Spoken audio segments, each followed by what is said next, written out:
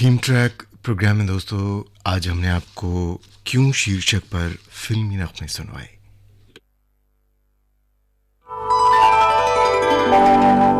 ये है आकाशवाणी और आप सुन रहे हैं गोल्ड 100.1 पर।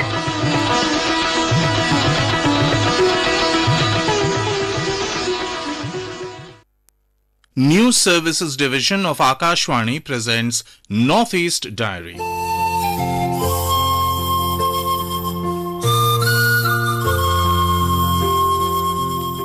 Good evening. Welcome to this edition of Northeast Diary. As we explore the northeastern part of India, it gets intriguing to know about it in each episode. Let me tell you about the excitement in today's episode. Today, we bring you a report on a remarkable exhibition of paintings by the late Assamese bureaucrat and artist Niranjan Kohli, held in New Delhi. We will also learn about Tokhu Emong bird count in Nagaland, and we bring a report on Meghalaya emerging as the next avian hub in the northeast. We will also bring you a report from Sikkim, where we spotlight the groundbreaking achievements in wildlife conservation. But for now, let's go over to Manipur, where eco-friendly charcoal is a burning news.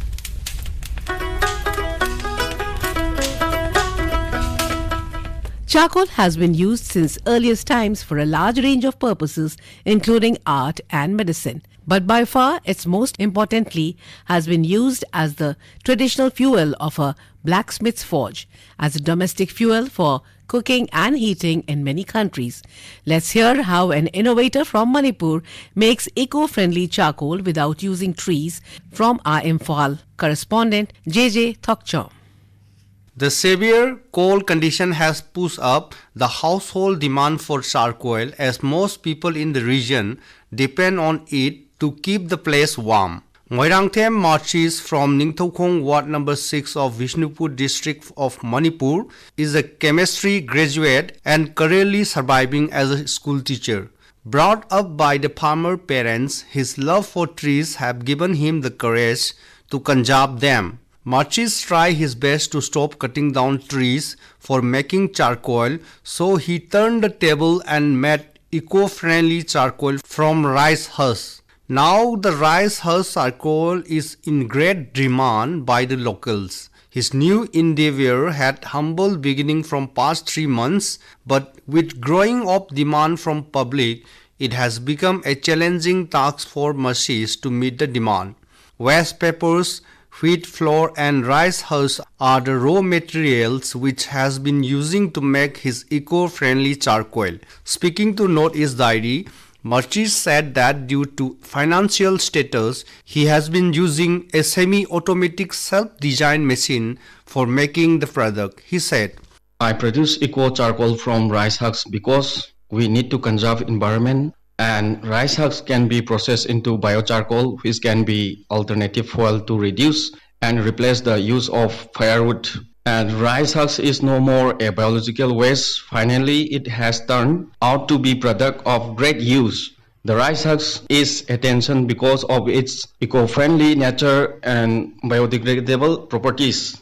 The main reason why the rice husks is considered as one of the most economical and renewable source of fuel are the economic value of the rice husks charcoal is one of the most important reasons why we use in industries across the world. In today's world, the protection of our environment is most important and common concern. a little support from the government would not only validate his effort but also contribute significantly to the initiatives aimed at preserving our trees for future generations. JJ Thoksom, Akashvani News, Northeast Diary, Imphal.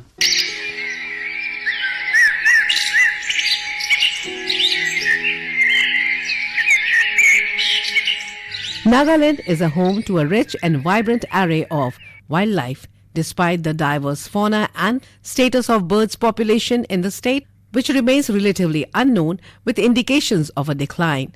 In response, a range forest officer, Lansothong Lotha, took the initiative to launch the Tokhu Emong Bird Count TEBC, named after the Lotha festival celebrated from 4th to 7th November. This event aims to systematically document and monitor both migrating and resident birds. TEBC provides valuable insights into the impact of climate change on avian communities. The initiative has not only gained widespread appreciation but has also sparked interest and enthusiasm for bird watching among the people of Nagaland. Join our correspondent Asuno from Kohima as she brings you a comprehensive report on this festive occasion. Nagaland is known to have over 500 species of birds. As such, Tokyo Human Bird Count (TEBC) aim is to record as many as these species as possible. Common species like sparrow, bulbul, swift, flycatchers, and migratory species like Amur falcons, among others, are some of the species that one can look forward to seeing during the Tokyo Human Bird Count. In its inaugural editions in 2022, 21 bird watcher across 4 districts recorded 195 species, submitting a total of 137 bird lists. The second edition, held in 2023, witnessed a significant surge in participation, with 47 birders from Nagaland reporting 210 species through 320 checklists, more than double the engagement from the year 2022. The man behind Tokyo Umong Bird Count initiative was Mr. Langsotang Lota, Range Forest Officer of the Nagaland Forest Department. Let's hear more from him. Tokyo Umong Bird Count, or TEBC, is an annual winter birding event in Nagaland, started in 2022 and held between 4 to 7 November. The aim of TEBC is to encourage birding as a hobby while also helping track migrating and resident birds. Tokyo Umong Bird Count is the first bird documentation event for the state of Nagaland. The second edition of the Tokyo Umong Bird Count 2023 was quite a humbling experience in the sense that it surpassed all the benchmarks set during the first edition in 2022.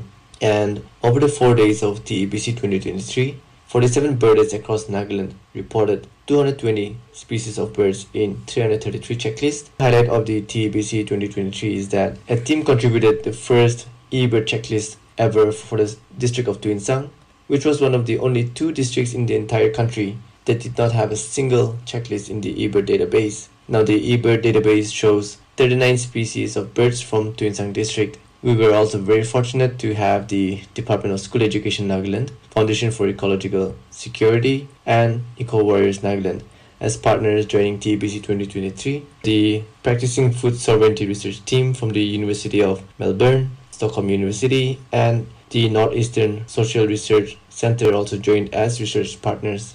Significant gaps remain in our current understanding of avian populations and their habitat in Nagaland. However, community participation can play a significant role in strengthening our database through events like the TEBC, and by continuing to document information on our birds over the years through citizen science platform like eBird, we are optimistic in addressing existing knowledge gaps. We believe this is crucial in making well-informed conservation decisions while also garnering birding as a hobby among the general public. Thank you. The Tokyo Umong Bird Count not only seeks to celebrate the remarkable diversity of birds but also aims to unite Naga communities and bird enthusiasts in preserving biodiversity and protecting endangered habitats within the state. For Northeast Diary with Johanna Murray, Asonyo, Akashwani News, Kohima.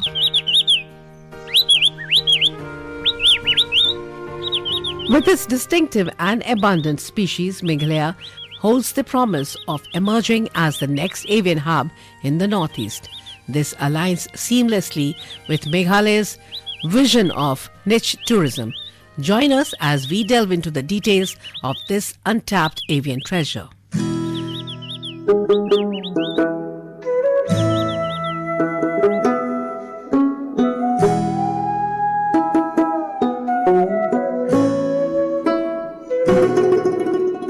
Meghalaya, a hidden gem of biodiversity, is poised to become the next bird-watching heaven in the Northeast. 3 wildlife scientists and avian enthusiasts, Arpit Devmurari, Steve Duggill and Gaurav Kataria, recently explored the East Khasi Hills, revealing groundbreaking insights into the area's rich bird life. In just 3 days, the team identified nearly 120 species, with the star of the show being the tawny-breasted wren babbler, exclusive to the East Khasi Hills. Gaurav Kataria, founder of India Birding Tour, highlighted the untapped potential, emphasizing that Meghalaya lacks infrastructure and guides, unlike its counterpart Arunachal Pradesh, which earns millions from bird tourism annually.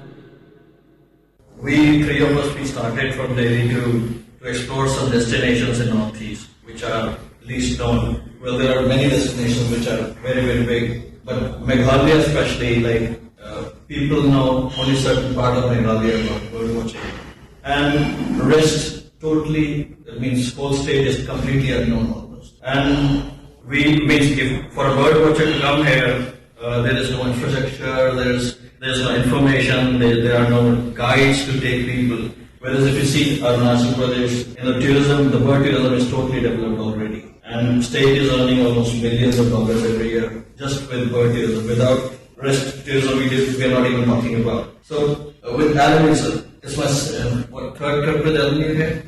And I wanted to see this bird. But yesterday, Alan suggested us a place, and through a friend we reached there. And we found the bird within, I think, a minute or two. We played the call of the bird, and within a minute it was there. So that is actually like, when we talk about bird watching tours, people from all around the world or India would like, it's always their target to find rare species and difficult species. And if you're talking about tawny-breasted Ren Babbler, that is completely endemic to Meghalaya. Means nowhere else in the world you can see that bird. Steve Dergill, a distinguished wildlife biologist, emphasized the global growth of bird watching. He noted that spotting unique species like the tawny-breasted Ren Babbler could attract enthusiasts, highlighting the rapid changes in vegetation and bird life. We had a beautiful flock of broadbills just come whooping by us, and then we ran into a bamboo partridge, which was super unusual to see. We had such a variety of things. And one of the really cool things about this area is just the road systems, how you'll be up on the table, up on the plateau, and then they go all the way down to the Bangladesh border. And so you're covering a real elevational range. And you get all different birds as the habitat changes. And just within a couple of hours, you can see a huge range of species. From my perspective, just seeing how all the vegetation and the birds changed very quickly was really exciting. Arpit Dev Murari, a seasoned professional, shed light on the limited bird sightings in Meghalaya, emphasizing the potential impact of climate change on bird migration. He called for strategic surveys, conservation efforts involving local communities, and the establishment of bird trails. We got around 120 species. Tawny Ren Babbler was the star species, obviously.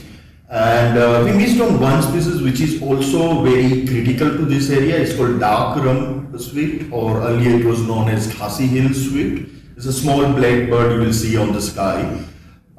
These two species only found in this part of the region, East Khasi and part of Meghalaya. Another interesting fact about, if you look at the North Indian birds or the northern northeast, above Brahmaputra and below Brahmaputra, many species have a variations. So we see green-tailed sunbird. So on northern side, you will have a red color on their breast, on the throat area. Here, it's completely yellow. So for birders, those are the checkpoints that are cleared the above Brahmaputra Valley, below Brahmaputra Valley, that kind of way. We are also planning to do technology to do survey, because see, birds are shy, and particularly where there are threats or disturbances, they shy away, they will not come out in open. So we have developed a technology which it's a small device you place in a forest. It automatically records the bird call, whatever birds are singing. So you just simply put it up, and once that data comes to me, I can identify through machine learning and artificial intelligence that which bird is calling, from where it is calling, and how much active they are. So that also helps in planning a birding day or a circuit. Alan West Kharkongor, Director of Meghalaya Tourism Development Corporation, disclosed ongoing collaboration to assess the state's birding tourism potential. He appealed to the public to conserve the tawny-breasted Ren Babbler, highlighting the collaborative efforts involving the Tourism Department, Meghalaya Rural Tourism Development Forum, and experts. Because earlier we also collaborated with them to conduct a survey in Meghalaya. So this is unofficial. I mean, I'm here again to rate as a chairman of the MRT, not us, the appointed director of FGGC. Because I've seen scope. I mean, we can do well in Meghalaya. I mean, I can say that because in 3 days, we have a staff level all over the world. So, the idea is to collaborate with them and do more work.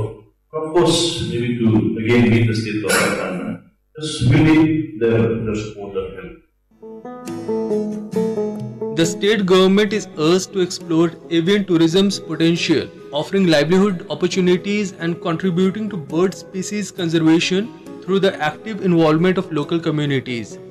Meghalaya's untapped avian richness awaits discovery, promising a boon for both enthusiasts and the state's tourism sector.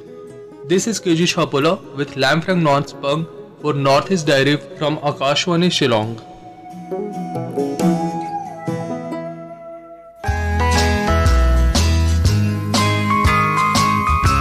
Northeast Diary program, broadcast every Thursday at 5:30 p.m., brings very interesting and enchanting stories from the 8 Indian states of Northeast India. Don't forget to tune in. Welcome to Sikkim, where we spotlight the groundbreaking achievements in wildlife conservation by the Forest and Environment Department in collaboration with the Wildlife Institute of India. Join us as we explore the remarkable milestones set by the Kyong Nosla and Pangolakha Wildlife Sanctuary, where animals have been observed at elevations, rewriting records. Our correspondent in Gangtok brings you the exclusive details of this extraordinary feat. In an effort to understand the impact of climate change on large mammals, camera traps were deployed across Sikkim's high-altitude regions. Astonishingly, images revealed multiple captures of tigers at elevations that rewrite records. The highest among them, a male tiger staggering 3,966 meters in Gyeongsala, Gangtok district, securing a national record. Globally, this stands as the second highest record, trailing only behind Bhutan. This isn't the first time Sikkim's wildlife has made headlines. In 2019, a tiger was recorded in North Sikkim at 3,602 meters. Fast forward to 2023, and another tiger was spotted in Pangolakha Wildlife Sanctuary at 3,640 meters, but the spotlight does not end there. Pangolakha Wildlife Sanctuary witnessed another groundbreaking record. The gaur, also known as the Indian bison, was also observed at an astounding elevation of 3,568 meters. This feat now stands as a world record, as gaurs are known to prefer altitudes below 1,800 meters. This world's largest cattle species, endemic to South and Southeastern Asia, plays a vital role in the food chain. The camera trap didn't just capture tigers and gaurs, a myriad of other species graced the lenses. From sambar and dole to Himalayan black bear, musk deer, servo, mithun, goral, and many more. The rich wildlife diversity serves as a testament to the conservation efforts spearheaded by the government of Sikkim. In the lap of the Himalayas, Sikkim's wildlife continues to break barriers, rewriting records and highlighting the importance of preserving our natural treasures. With Diliram Dulal, this is Tasha Bhutia for Northeast Diary.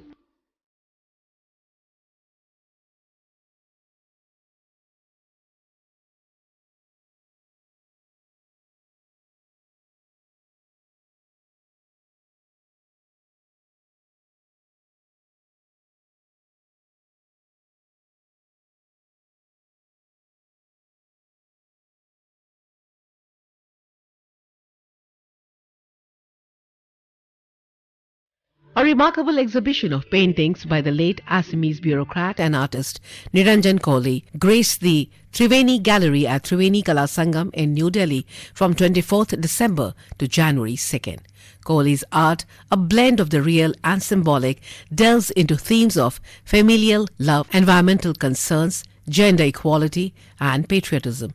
His departure is deeply felt not only by his family but also resonates among the artists of Triveni Kala Sangam's art department. Adil Hussain, the internationally acclaimed actor, urged parents to support their children pursuing creative arts during his inaugural speech on December 24th, 2023. He emphasized that Kohli's creations, reminiscent of legendary painters like Salvador Dali, should reach small towns and cities to spread the appreciation of beauty. Utpal Borpujari, esteemed film critic and filmmaker hailing from Assam, fondly recalls Kohli, the painter, as a cherished companion. My name is Utpal Borpujari. I wish all the listeners of All India Radio a very happy New Year. May 2024 be good for all of us. Niranjan Kohli, who was an Indian Revenue Service officer, he was a passionate cultural personality also. He used to follow music and he was an avid painter, and we were very close friends. In 2020, he wanted to have his solo exhibition. He was planning for it, but unfortunately the lockdown happened. He had to cancel the hall booking, and after that, unfortunately, during the second wave, he was taken away by COVID. Finally, now his family has organized this exhibition as a tribute to him. And it's really great to see so many of his friends, colleagues and other well-wishers joining us here today. And I think if Mr. Kohli had been with us, he would have really shown as a painter in the coming years. But unfortunately, we have to see his work, what he had already done. The exhibition, appropriately titled Canvases of Hope, reflects Kohli's unwavering optimism and his yearning for a promising world. His art, a fusion of realism and metaphorical symbolism, initiates conversations about the country, the environment, urban life, and interpersonal relationships. One notable piece features a self-portrait of Kohli engrossed in conversation with his mother against the backdrop of an aerial view of the city, adorned with memory drawings of maps, evoking the fading memory of a lost childhood. In another painting, a working-class man, fatigued and resigned, lies on a cot while three graceful peacocks approach him. Surrealistic touch signifies relief in the midst of mundane struggles. And one of the recent work pays tribute to Mahatma Gandhi, capturing him bending in his Gandhian way to grasp a handful of salt after the Dandi March. The backdrop unfolds an aerial map of India with Gandhi's supporters receding into the landscape, inviting viewers to admire both the man and Kohli's artistic expression. I'm Jhula Barua, based in Delhi. Well, I belong to Assam. Guwahati was my birthplace, but I've been here in Delhi for the last 29 years, so more like a Delhiite now. I have come to see the inauguration of the paintings of one of my, best friend's husband, who unfortunately is not with us, but it feels great to spend the New Year's Eve this way. I wish everyone a very happy New Year. So let 2024 bring in peace, joy and happiness to all. Colleagues and fellow artists remember Kohli as passionate about both his work and his role as an Indian Revenue Service officer. His unexpected demise in 2021 amid the pandemic cut short his plans for an exhibition at Triveni Kala Sangam. 2 years later, this exhibition stands as a heartfelt tribute to Kohli, suggesting his artistic journey under the guidance of senior artists Rameshwar Bruta and Sanjay Roy at Triveni Kala Sangam since 2017. Hi, I'm Priyanka and I'm a second year student of animation. I'm a college student and I've been born and brought up here in Faridabad and Noida most of my life. So yeah, actually my parents do try to get me in touch with most of the Northeast culture and all. They do try to get me back and all. Well, it's definitely a lot different from here. It's definitely my favorite part would be most of the greenery and the more, I don't know, it just feels like home, however you like to describe it and all. I'm here to visit my my late uncle's gallery and all, to honor all the paintings that he has done. His artistic legacy lives on, reflecting his dedication to art alongside a distinguished career in IRS. From his early days at Guwahati Artists Guild to his participation in national and international exhibitions, his impact on the art world endures, leaving an indelible mark on the canvas of Indian art. My name is Rumi Kohli. I live in Guwahati, Hengrabari. The event is on my younger brother-in-law, late Niranjan Kohli. He was an IRS officer. But during his pastime, he used to do these beautiful paintings. So we are here to see his work mainly. And I've come from Guwahati. It's Manuhe Manohar Babe. It's people standing for people. Mankind should think of each other. That's the main thing. That you need to think of others also. As a human being, you need to think of each other's well-being and everything. It's a very, very, very famous song. Even in Bengali also, Manushe Manushwar Babe. Bhupen Hazarika has sang it. Manu he Manohar Babe, Jodi he Okonu ne bhabe, Okonu hoharu bhuti re, Bhabi bakune nukua homonia, Manu he Manohar Babe. Manu he Manohar Babe, Jodi he Okonu ne bhabe, Okoni hohanubhuti re, Bhabi bakune nukua homonia, Manu he Manohar Babe, Jodi he Okono ne bhabe, Okoni hohanubhuti re, Bhabi bakune nukua homonia, Manu he Manohar Babe.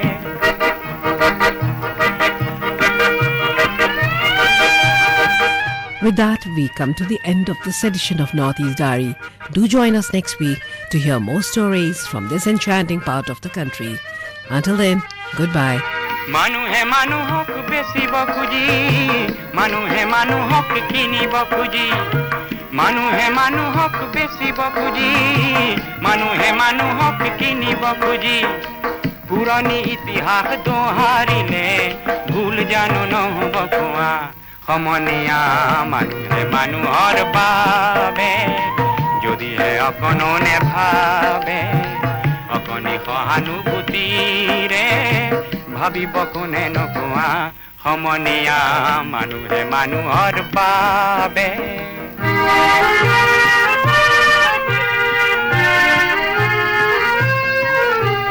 দুর্বল মানুহে যদি জীবনের কোবাল নদী পার হয় তোমার হাহর, তুমি হেরুয়া বানো কি?